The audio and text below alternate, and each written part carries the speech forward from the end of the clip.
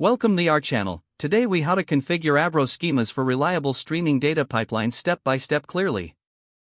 Begin by understanding the role of Avro schemas in streaming data pipelines.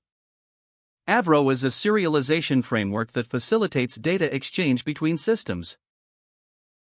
To configure Avro schemas, start by installing the necessary libraries for your programming environment. In Python, you can use the FastAvro or Avro Python 3 libraries. Install the library using pip, like this, pip install FastAvro. Next, create a file for your Avro schema. This file should have a .avsc extension.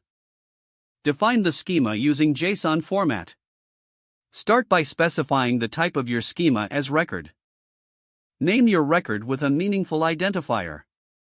Define the fields of your record, each with a name and type. Common types include string, int, and long. If you have nested records, define them within the main schema. After defining your schema, validate it to ensure there are no errors. You can use online tools or libraries to validate the JSON syntax. Once validated, you need to serialize your data using the Avro schema. In your code, import the required libraries for serialization. Load your Avro schema from the file you created.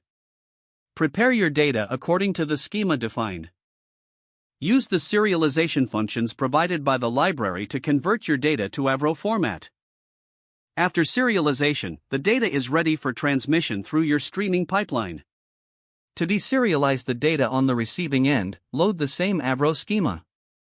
Use the deserialization functions from your library to convert the Avro data back into a usable format.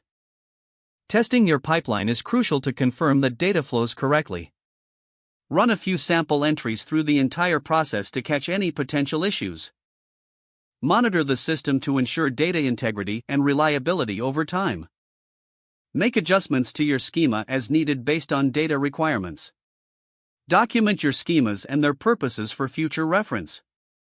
Don't forget to like this video and subscribe to our channel for more step-by-step tech guides.